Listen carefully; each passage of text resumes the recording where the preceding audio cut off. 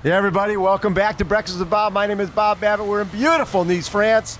We're brought to you by Velofix, Polar, UCAN, Active, Premium Plus Sports Travel, La Siecle Restaurant at Hotel West End, and our guest, Mr. Sam Long, 23 years old. He's done, 13 Ironmans already? Yes, sir, 13 Ironmans. You started when you were 6?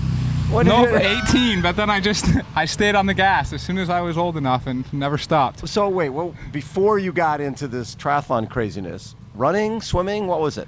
Kind of everything. Mountain biking, actually. Yeah. And where'd you grow up? Boulder, Colorado. Okay. Yeah. All right, endurance capital of the planet. All yeah, right. although I did like all team sports, actually. So I was a football player. Yeah. I was a big downhill skier, actually. Yep. So I wasn't ever really committed until I did my first Ironman, and then I got committed. And how old were you? 18, I'm guessing. 18 yeah. when you, otherwise you would have done it at 12. Well, I don't know, actually, maybe, but I had just finished high school, and I said, oh, this is going to be my high school graduation present to myself. In Boulder? In Boulder. As an age grouper? Yes, sir. And how fast did you go first one? I did 9:27. Your first one, 18 years old. Yep. And I'm guessing a borrowed bike and all that type of stuff, or did you borrowed bike? Yep. Yeah. $600 bike with all in all. Did you have bike shoes? Yeah, you went that route? Or? I had bike shoes, yeah. And I drank Minute Maid lemonade on the bike. Okay. With chia seeds. I thought those were the thing to do. Chia seeds and Minute Maid lemonade. Yep. So who is your coach giving you all those great nutrition tips? I was all self-coached for years. What a surprise that is. Yeah. So after you did the first one, were you hooked? Completely hooked, yeah. It completely changed the course of my life. I was only planning on doing the one. Yeah. It was kind of something, this is a rite of passage into adulthood, into going to college. Right. And I did it, and I mean, for one, I said, oh, wow, I've got a knack for this. Yeah. And I think I could. I love sports growing up. I always wanted to be a professional sportsman. You just trying to figure out what sport? I was trying to figure out what sport, and honestly, I basically completely given up that it was going to be a reality, and then I go and do an Ironman for fun, and I was 13th with pros in my very first one. So you're thinking, okay, what if I trained? What if I actually had my own bike? Exactly. What if I lose a chia seeds and a lemonade? Exactly, So ever since then, it's been 5 years, and I've been completely committed for 5 years since then. I can tell. And so when did you turn pro? About 2 years after that. Yeah, so 2016 I turned pro. What was your first Ironman as a pro? It would have been Wisconsin. No, Ironman Arizona, okay. Sorry. And your times just kept dropping? Yeah, it's been kind of consistent. I've also done like harder and harder courses. So right. Yeah, it's kind of like I've gotten faster, but my times have sometimes stayed the same. Right. But my times have gotten faster for sure. So when did you get to the point where, you know what, this self-coach thing is great, but I might need a little help? Yeah, I went and stayed with Ben Hoffman, and he was really giving me a lot of advice. And his coach, Ryan Bolton, who coaches me now. Who was a 2000 Olympian. 2000 Olympian, and who won Ironman Lake Placid in 2003. And so he was there, and I just really clicked with him. I kind of knew I had wanted a coach for a while, but I was waiting for the right thing. Right. And he was completely the right thing. And this is my first full season with him, and I think the results are showing. I mean, he's gotten me 270.3 wins this year. Yeah. Well, yeah. So you won, fifth in St. George, right? And you win Chattanooga, and you won Victoria. Yep, exactly. And so Ryan coaches not just triathletes, right? Harambe Project is primarily runners. Absolutely, yes. And you ran with Caro. Yep. Who's one of the best, who's won the Boston. Yeah, she's won Boston. Won Boston. That's a real deal. Yeah. How much training did you do with Caro? This winter in Tucson, I was there for 2 months, and I'd say I was running 25 to 30 miles a week with her. So I was kind of doing most of her hard sessions with her, and she obviously runs well over 100 miles a week. But yes. I was kind of probably doing her 90% sessions with her. If she ever had to go full gas, I wasn't there, but anytime it was a hard worquout, I was with her for What'd those 2 months. you gain from that? Oh, I got so much better as a runner. And I worked with Ryan to become a runner. Naturally, I'm quite a strong cyclist. Yes. And I'm not a very good swimmer, and so I'm also working with him to improve my swim, but I gained my run confidence. I did a marathon this winter as well, and I actually won the marathon, Napa Valley Marathon. I ran 2:32. Wow. That's the real deal. Yeah. And the thing when you run with someone like Caro is she's, tenacious, and she works hard all the time. Do you, when you're out training on your own, do you think back to some of those run sessions and think, oh my God, she's brutal. It's brutal training with her. Yeah, it's absolutely brutal. I mean, and Ryan in general, if anyone knows anything about him, he's not one of these coaches that you get fast by not putting the work in. It's you work hard. All of his athletes work hard, and we work hard often. Yes. And we build that foundation, that aerobic base. And I look back on some of those sessions with great fondness, but also sometimes, with nightmares. I mean, I remember there was one session, and it was on the Tuesday before Oceanside, and we had a track session, and it was 4 times through 1K and then a 300, and all the 1Ks were like sub 3 minutes, and the 300s were at like 47 seconds. Yes. And this was 4 days before you Oceanside. go to Oceanside, yeah. Yeah. And Ryan's like, well, that's what you need. Well, you got to run fast in that race. Exactly. How did you race in Oceanside? Let's just say not that well, but not because of that. I actually got led off course by officials. Right. It's a long story. And last year you did how many Ironmans? 5. 5 in 1 year. Yep. Yes, sir. That's more than most people do in a lifetime, by the way. But 5 in 1 year. And I'm imagining that didn't come from Ryan. No, I was not with Ryan then. What a surprise that is. I was not with Ryan. You were still doing the self-coach thing then? I was doing the self-coach thing, Yeah. So this is my first year with the coach. And how has he changed it for you? Does he keep you racing but not doing 5 in 1 year? Yes. So, and a big part of that was targeting 70.3.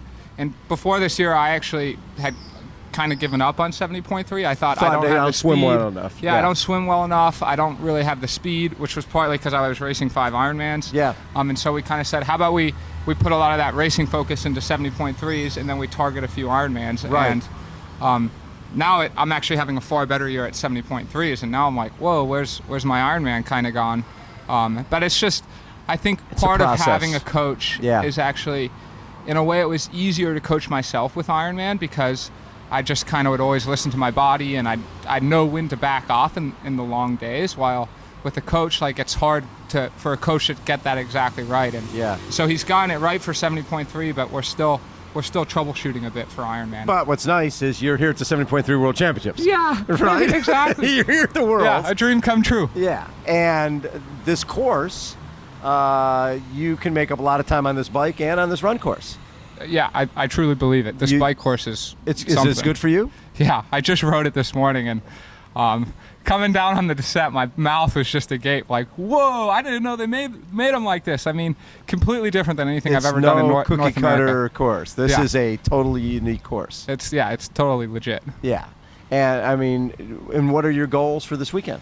What are you hoping to do? Yeah, if I look back at my whole season, goal setting's been a big thing for me. In the 2 races I won, I kind of went into the most relaxed. They actually were not my A races, right. and I think because of that, I actually had my best performances. No pressure. While I went into St. George, and it was kind of my A 70.3, and I kind of put too much pressure. And then the 2 Ironmans I've done, one was a DNF this year, which says something about the pressure I was putting on myself. And so I'm honestly, like, I wrote down goals, and I'm here to learn. I'm here to have the best possible time I can, and right. I'm here to absolutely give it my all in the day. And I'm trying to get totally away from a place saying, oh, I want to be top 10 or whatever. And I think with those 3 goals, I'm going to, 1, set myself up for the future, because I obviously have future goals in this sport at 23. Yep. And I also think it'll give me the best result on the day. See, most people get into the sport and they start with sprints, and then they go to Olympic. Maybe they do the ITU circuit for a while, then move in the 70.3 when they're 28, 29 years old. You sort of went right by all that stuff and just started going long. Yeah, it's been I don't think anyone's done it quite like me. No. But you enjoy the long more than that short distance stuff. I think so, yeah. And even my 70.3 training is I train more like how most people probably train for an Ironman for a 70.3. But then for an Ironman, we were doing like 180-mile rides twice a week practically. Really? And that got a little extreme. 180-mile rides? Yeah, it was. Yeah, we were logging about 450, 500 miles a week for my Ironman build for Lake Placid, which is where I DNF'd. Oh my God. So yeah, you were fried. I was fried, yeah. And that was from putting just all that mileage and all that pressure. Yeah, I left it all in training, yeah. And I put pressure on myself in training, you know? It's like literally in that training camp, every single workout went perfect. Like, I put all this pressure to have the perfect training block, and it's taught me the lesson that actually you kind of want to have an unperfect training block so that you can have a perfect race. Yeah. That's cool. The course sets up well for you. So what after this, are you doing another Ironman before the end of the year? I'm doing Ironman Chattanooga. Okay. Yep. Going back to where I first won my first 70.3. Yes, and where you've had success. I like Yeah. that. And then do you take some time off, or you just keep going? Yeah, I think I'll do Cabo. Okay. But we'll see how these two go. If both of these go as well as I like or better, I might be done after Chattanooga. But Cabo will be it for sure. Will that be hard for you not to be racing? You seem like the type of guy who the racing is. I love you to dig race. the race, right? Yeah, I love to race. What is it? What is it about the racing that you dig? I think we're our best selves. We're the most alive when we race. You know, I think in this modern world, we don't get so many days where you're just totally like in the raw element. Nobody can call know? you. Nobody can text you. Yeah. It's you and your bike, and that's it, and right? frankly, no one else is responsible except for you. I mean, yes, occasionally you get a uncontrollable mechanical, and that might cause you to not be able to finish. But even then, like if you get a small mechanical, you deal with it, and you got to figure out whether you're racing for 4 hours or 8 hours or 17 hours, how to deal and be your best self every single second and minute of that. And and I think the times we get that in life, for me, other than when I've raced, have been almost non-existent. So finding this sport, is that you look back on it now and go, oh my God, I can't believe I found this amazing sport? Yeah, I look Because you're sort back, of just like you're just doing it as a high school thing, right? Totally. Okay, a little rite of passage. Yeah. I'm gonna do an Ironman and move on with my life.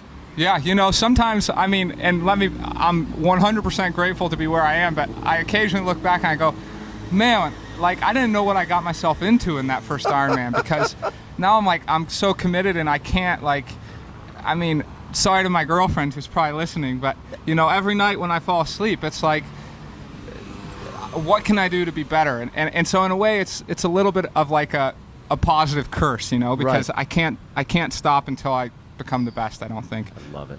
Sam, have a great race on Sunday. Thank you so much. I love it. Sam Long has been our guest. Thanks everybody for tuning in. We'll be back after this.